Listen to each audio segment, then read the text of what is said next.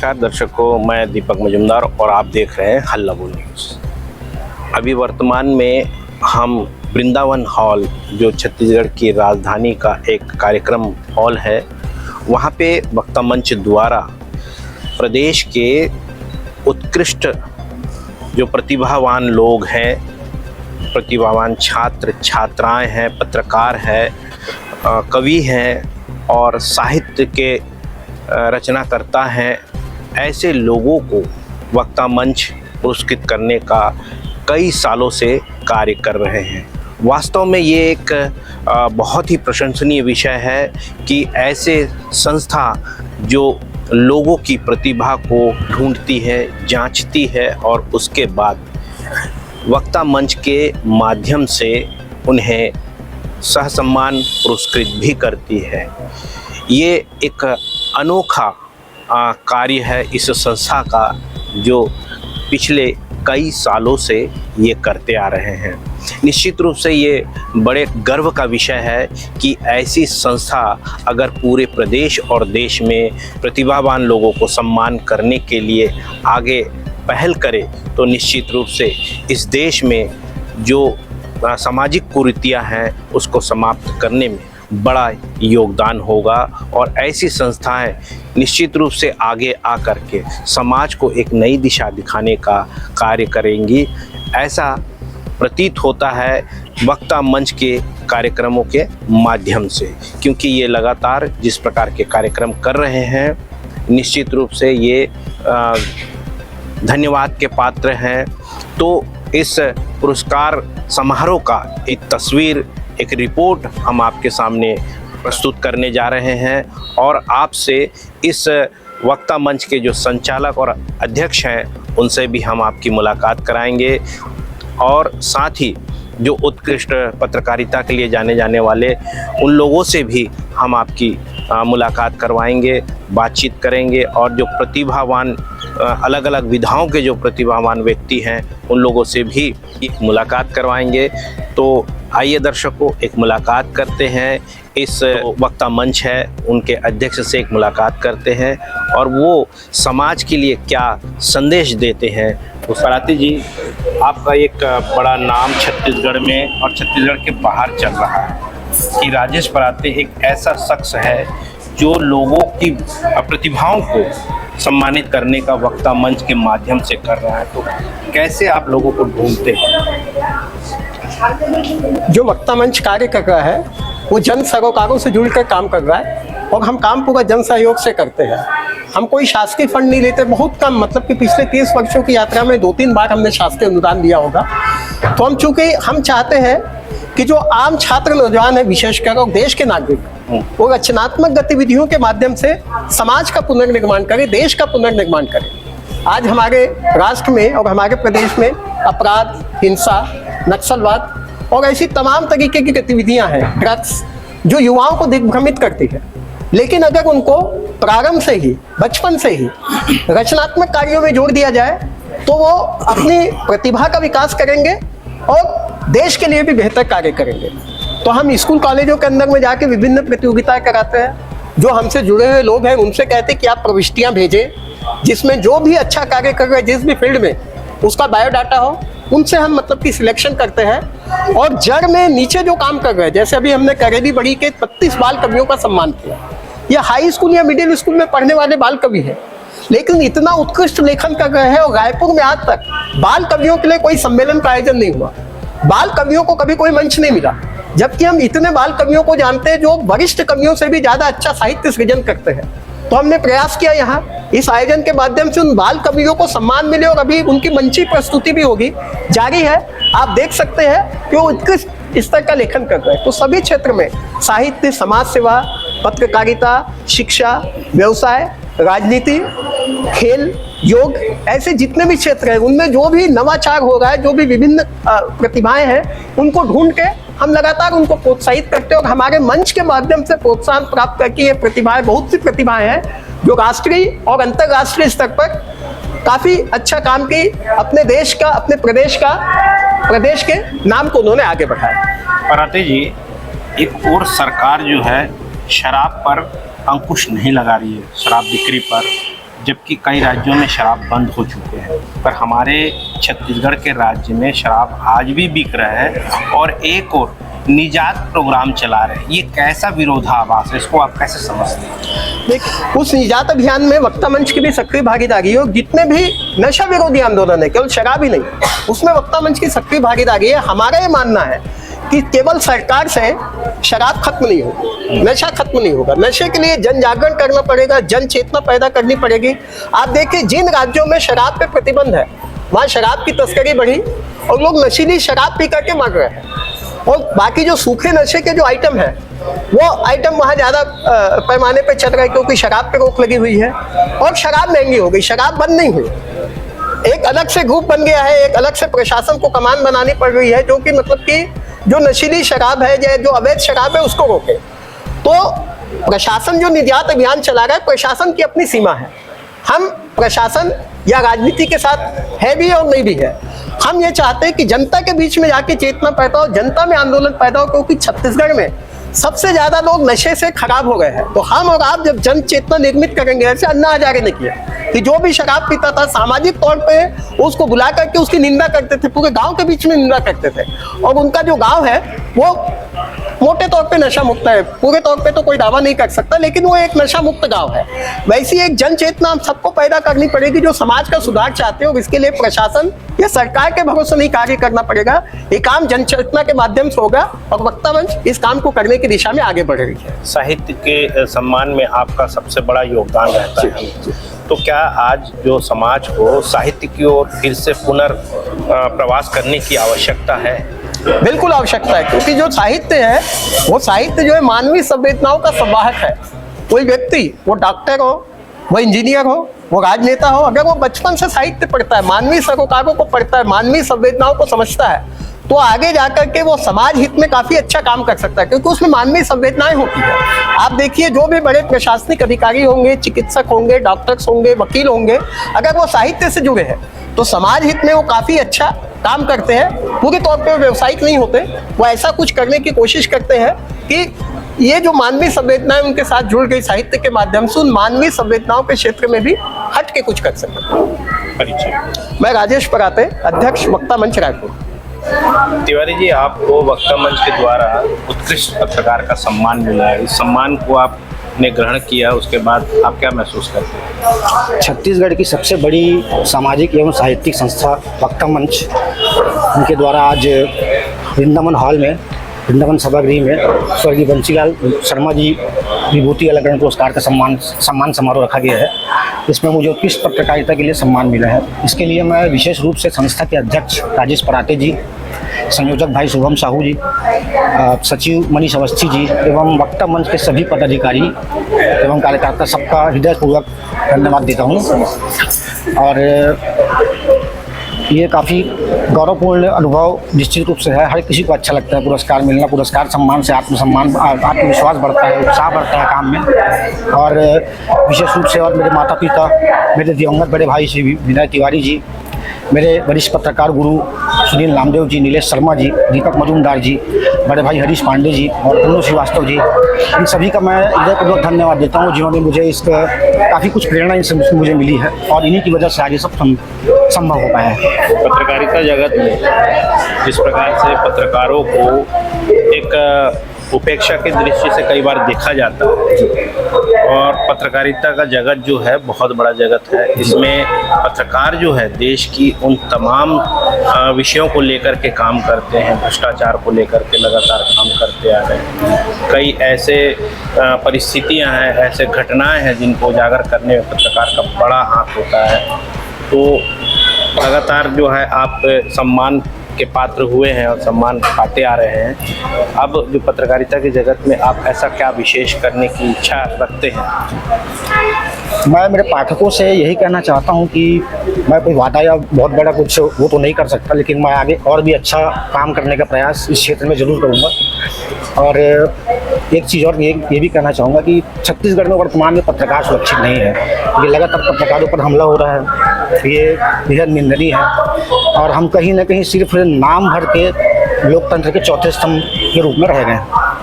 पत्रकार सुरक्षा कानून भी लागू किया गया, वो भी एक सिर्फ छलावा ही हुआ। तो सरकार को इसमें संज्ञान लेना चाहिए और पत्रकारों के हित में कुछ ठोस कदम उठाना चाहिए, जिससे पत्रकार सुरक्षित रहें और अपना काम स्वतंत्रतापूर्वक करते रहें। मैं आशीष विनय तिवारी, स्वतंत्र पत्रकार। आपको उत्कृष्ट पत्रकार का सम्मान वक्ता मंच के द्वारा मिला है, क्या महसूस कर रहे हैं? निश्चित रूप से खुशी तो महसूस होगी, क्योंकि वक्ता मंच को मैं कई सालों से देख रहा हूँ, पढ़ रहा हूँ, सुन रहा हूँ, या उनकी मैं उसको अपने पेपर के माध्यम से कवरेज करता हूँ। मैं भी देखता हूँ कि ये ऐसी विभूतियों को लेके आते हैं जो उनको एक ऐसा प्लेटफॉर्म देते हैं जिनको वास्तव में प्लेटफॉर्म मिलना चाहिए था और उनको नहीं मिल पाता है। और वक्ता मंच ने जिस तरह का आयोजन किया है और जिस तरह का काम कर रहे हैं ये लोग, और निश्चित रूप से बहुत बधाई के पात्र हैं, और हमको तो बेहद खुशी हो रही है कि हमको उन्होंने चुना है इसके लिए। सम्मान के बाद अब पत्रकार जगत की हम बात करें, आप भी एक पत्रकार हैं जी, हम भी पत्रकार हैं और भी कई लोग पत्रकार हैं जी, मगर अभी वर्तमान में कई जगह पत्रकार लज्जित हो रहे हैं, उनकी उपेक्षा की जा रही है, आप उसको कैसा देखते हैं? हम उसको इस नज़रिए से देखते हैं कि पत्रकारिता एक बहुत अलग तरह का वो है, जितना हम साफ सुथरे या सच्चाई ईमानदारी की कलम चलाएंगे तो निश्चित है परेशानियां आती हैं, किसी भी कार्य कठिन है, पत्रकारिता कार्य कठिन है, लेकिन करने लायक है, करने योग्य है। तो परेशानियां आती हैं, बहुत सारी दिक्कतें महसूस करते हैं और प्रताड़ित भी होते हैं, लेकिन देश का चौथा स्तंभ, हाँ चौथा कहाँ स्तंभ है?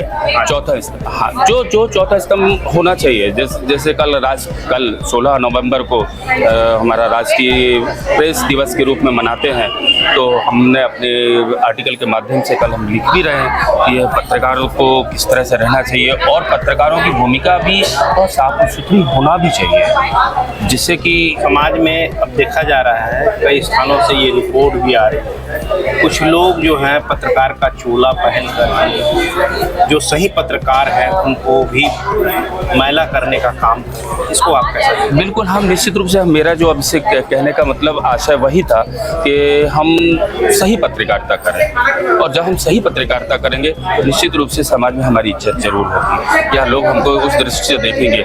आज जिस तरह के जो पत्रकार जिस तरह के बीच आते हैं और वो अब क्या बोलूँगा उसको, सब वसूली अभियान जिस तरह का चलाते हैं, उससे हमारी निश्चित रूप से पत्रकारिता कहीं कहीं हमारी साख गिर रही है, और पत्रकारिता को बहुत साफ सुथरा होने की आवश्यकता है।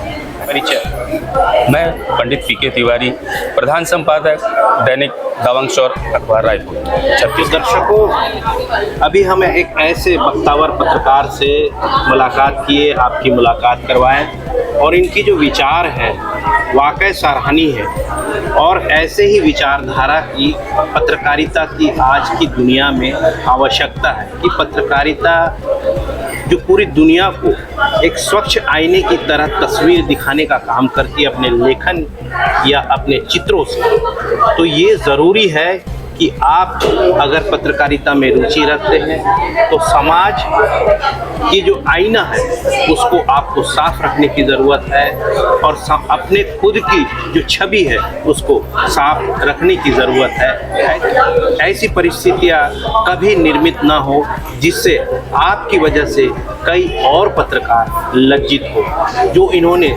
साफ सुथरे शब्दों में वर्णन किया, ये ज़रूरी है आज के समाज के लिए, आज के पत्रकार जगत के लिए। दर्शकों, हमारे बीच अंतर्राष्ट्रीय पुरस्कार से सम्मानित गोपा शर्मा जी हमारे बीच मौजूद हैं, और आज वक्ता मंच के द्वारा इनको फिर से सम्मानित किया गया है। इस दौर में हम इनसे मुलाकात करने पहुँचे हैं और आप तक इनकी बातों को साझा करने की कोशिश करेंगे। मैम, आप अंतर्राष्ट्रीय पुरस्कार से सम्मान, मदर टेरेसा पुरस्कार से सम्मानित सम्मानित हैं और कई ऐसे अवार्ड आपको आपके कार्य के लिए, उत्कृष्ट कार्य के लिए मिल चुका है। आज वक्ता मंच फिर से आपको सम्मानित करने के लिए यहाँ पे ससम्मान बुलाया है, तो क्या कैसा लगता है आपको जब जब सम्मान मिलता है आपके कार्यों के लिए? बहुत अत्यंत खुशी होती है, क्योंकि इस भागम भाग जिंदगी में अगर हम समाज के लिए, परिवार या समाज के लिए कुछ समय निकाल सकते हैं, देश के लिए, और उस समय का हमें पारितोषिक के रूप में हमें अगर सम्मान दिया जाता है तो हमारा कार्य बहुत सरल सहज हो जाता है और हमें लगता नहीं कि हम निरंतर इतने वर्षों से काम कर रहे हैं। मुझे गर्व होता है कि मैं वक्ता मंच से ये सम्मान पाई हूँ और वक्ता मंच से बहुत सारी विभूति अलंकरण, कलमकार सम्मान, ऐसे अनेकों शिक्षा श्री सम्मान ऐसे मुझे प्राप्त हो चुके हैं। आप एक शासकीय कर्मी हैं, उसके बाद समाज के लिए इतना समय निकाल पाती हैं, कैसे? मैं गर्व से कहती हूँ कि मैं शासकीय प्राथमिक शाला पंडित रविशंकर शुक्ल विश्वविद्यालय परिसर स्कूल में हूँ, प्राइमरी टीचर हूँ, क्योंकि इससे पहले मैंने गवर्नमेंट कॉलेज साजा में पढ़ाया, उससे पहले MLTC middle level training centre. मगर इन छोटे बच्चों को पढ़ा के जो आत्मीय सुख मिल रहा है, इनको जो सिखाती हूँ, वो बच्चे माटी के लोंदे के समान होते हैं, उन्हें मूर्ति का आकार देती हूँ। और ये मुझे समय इसलिए मिल पाता है, मैं भाग्यशाली हूँ कि रायपुर में ही रहती हूँ और मेरा स्कूल लगभग 1.5 किलोमीटर है। तो मैं बच्चों को पूरा 7 से 12 समय देने के बाद जो 12 के बाद का समय रहता है, 2 बजे तक अपने परिवार को समय देके जो काम में निकलती है समाज कार्य, चाहे वो पुष्ट बस्ती हो, झुग्गी बस्ती हो, रायपुर का ऐसा कोई कुंदरापारा, कोई ऐसा मोहल्ला, कोई ऐसा स्लम एरिया नहीं बचा है जहाँ मैंने नहीं गया। और वृद्ध महिलाओं का मोतियाबिंद का ऑपरेशन कराना, पुष्ट बस्तियों में जाके उनके देखभाल के लिए, उनके उपचारात्मक, उनको आहार एवं पोषण विशेषज्ञ हूँ, तो उनको आहार के बारे में बताना, उनके स्वच्छता अभियान में भी साथ देना और साक्षरता अभियान के लिए उनको पढ़ाने में भी निरंतर कार्य करना। मैम, एक बड़ा ज्वलंत सवाल है और ये प्रश्न पूछना लाजमी है, क्योंकि जिस प्रकार से समाज का अभी स्वरूप बिगड़ता हुआ नजर आ रहा है जी, उस विषय पे क्या कहना चाहेंगे और उसको कैसे संवारने की जरूरत है? मैं चाहती हूँ काम करो सेवा नीति से। जो समाज का लोगों के मन में धारणा हो गई ना कि समाज कार्य करने वाले उतने अच्छे से नहीं, अपना सिर्फ फोटो खिंचा रहे हैं, काम कर रहे हैं, ये नहीं होना चाहिए। अंतर मन से काम होना चाहिए। और समाज का जो ज्वलंत रूप आपने जो प्रश्न किया, बहुत अच्छा सवाल है, क्योंकि आज देखो भाई भाई का नहीं है, परिवार में इतनी कला बच गया है, परिवार, समाज, देश, अपना पड़ोसी पड़ोसी के नहीं है। पड़ोसी लोग भी अब एक दूसरे को पहचानते नहीं। त्योहार का समय है तो एक दूसरे को विश करने नहीं निकलते। एक समय ऐसा था कि एक दूसरे से मिलने और इतना अच्छा खुशनुमा माहौल रहता क्या था। आप इसको समझते हैं कि जितनी ज्यादा भौतिक सुख सुविधाएं हो रही है वो परिवारवाद से दूर हो रहा है, समाजवाद से दूर हो रहा है? बिल्कुल 100% आप जो सही बोले। जितनी भौतिक सुख सुविधा, AI आ गए, बोलते AI ने ये कर लेगा, वो कर लेगा, मगर हमारी मौलिकता AI नहीं छीन सकता। आर्टिफिशियल इंटेलिजेंस कितना भी आगे बढ़ जाए, कुछ भी काम कर ले, भौतिक कितना भी हो, मगर एक शिक्षक का जो यानी किसी, मैं एक शिक्षिका हूँ तो बताऊंगी, इंटेलिजेंसी जो है जी, AI की जो बात कर रहे हैं, जी, वो तो केवल आपके काम को आसान करने के लिए है, जी, आपकी पारिवारिक भावनाओं को तो नहीं कम समझ करने के लिए नहीं है, नहीं समझ सकता। और न आप ये सोचिए, पहले हमें हजारों मोबाइल नंबर याद रहते थे और आज अपने ही नंबर लोगों को याद नहीं रहते, क्योंकि हर कुछ मोबाइल पे डिपेंड हो जाते हैं। लोग मोबाइल से पूछते हैं, AI से पूछ रहे हैं और अपना हर काम आसान कर रहा है। तो जरूरी नहीं, काम तो आसान हो रहा है मगर बुद्धि को मंद करते जा रहा है। परिवार, समाज के लोग, छोटे छोटे बच्चों को छोटी छोटी बीमारियां, चश्मे लगना, अलग अलग प्रकार के इतने सारे सिम्टम्स देखे जा रहे हैं। पहले आपने अटैक रेट इतना नहीं देखा होगा। अभी यंग बच्चे, यानी कोई उम्र नहीं है कि अब आदमी सोया है वो तो साइलेंट अटैक आ गया है, कोई नहा रहा है बाथरूम में अटैक आ गया। इस तरह से अलग अलग ऐसे यानी लोगों को सामाजिकता के साथ साथ स्वास्थ्य पर भी इफेक्ट पड़ रहा है, परिवार पर भी इफेक्ट पड़ रहा है, देश पर भी इसका इफेक्ट पड़ रहा है। देश की जनता और राज्य की जनता को क्या संदेश देना चाहिए? देश की जनता और राज्य की जनता को ये बोलना चाहूंगी कि वो अपने समाज के, अपने देश के, अपने खुद के परिवार के वातावरण के अच्छे निर्माण के लिए अच्छे काम करें और जो भी काम करें वो दिल से करें और देश हित के लिए करें। आत्मीयता से होनी चाहिए और देश हित के लिए करना चाहिए। देश हित में अपने स्वार्थ को छोड़कर अगर सेवा नीति से काम करेंगे तो काम बेहतर रहता है। एक परिचय आपका? जी, मैं doctor Gopa Sharma, motivational speaker, nutritionist और शिक्षिका हूँ, राज्यपाल गवर्नर अवार्डी हूँ और गर्व से कहती हूँ कि मैं एक समाज सेवी जो समाज के काम आ सकती है। ये गोपाल शर्मा जी ने बिल्कुल सही बात कही कि जिस प्रकार से आज समाज निर्माण की बात हो रही है, क्योंकि हजारों साल पहले हमारे समाज का निर्माण हो चुका था, परंतु आज समाज को संवारने का जो काम है उसको पूरे दिल और मन से करने की आवश्यकता है। इन्होंने इस बात पर जोर देते हुए देश और प्रदेश की जनता को आहूत की है। तो दर्शकों, आपने सुना कि किस प्रकार के बातें जो हैं समाज के उत्थान के लिए इन्होंने कही, और जो उत्कृष्ट पुरस्कृत जो व्यक्ति हैं, जो अपने प्रतिभा के धनाढ्य हैं, ऐसे लोगों से आपकी मुलाकात की, जो पत्रकार जगत के भी हैं, कला जगत के भी हैं, ऐसे लोगों से आपकी मुलाकात हुई और उनकी जो बातें हैं वो आप तक के पहुंचाने की कोशिश की। तो दर्शकों, मेरे साथ जुड़े रहें, देखते रहिए खास खबर। मैं दीपक मजूमदार और आप देख रहे हैं हल्ला बोल न्यूज़। जय हिंद।